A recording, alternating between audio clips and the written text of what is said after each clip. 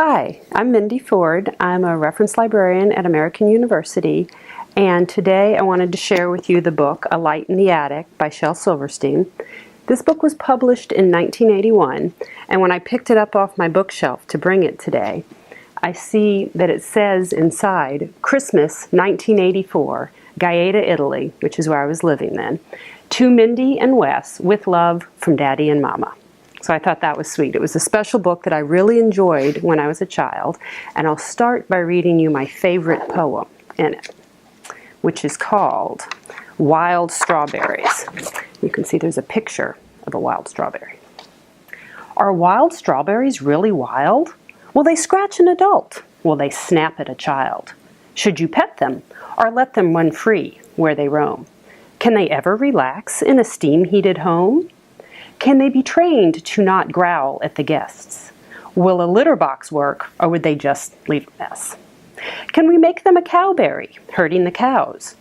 Or maybe a muleberry, pulling the plows? Or maybe a huntberry, chasing the grouse? Or maybe a watchberry, guarding the house? And, though they may curl up at your feet oh so sweetly, can you ever feel that you can trust them completely? Or should we make a pet out of something less scary, like the domestic prune or the imported cherry? Anyway, you've been warned, and I will not be blamed if your wild strawberry cannot be tamed. So it's hard to imagine that this book would be a banned book. But according to the American Library Association, this book of children's poetry ranked number 51 in the 100 most frequently challenged books from 1999 to the year 2000.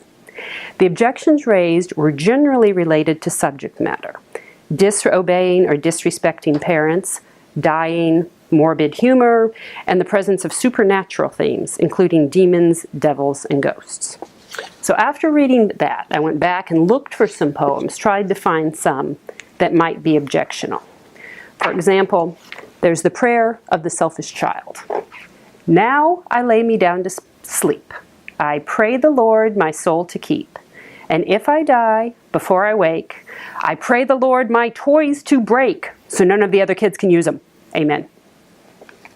Or there's monsters I've met. I've met a ghost, but he didn't want my head. He only wanted to know the way to Denver. I met a devil, but he didn't want my soul. He only wanted to borrow my bike a while. I met a vampire, but he didn't want my blood. He only wanted 2 nickels for a dime. I keep meeting all the right people at all the wrong times. There's another one back here. Little Abigail and the Beautiful Pony, that perhaps is suggesting children should be disobedient. There was a girl named Abigail who was taking a drive through the country with her parents when she spied a beautiful, sad-eyed, gray and white pony. And next to it was a sign that said, "For sale, cheap."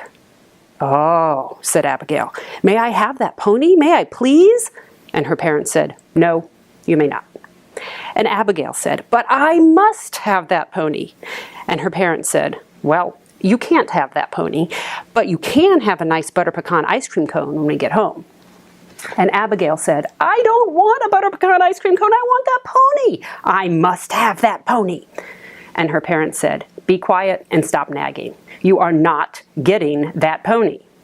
And Abigail began to cry and said, "If I don't get that pony, I'll die." And her parents said, "You won't die.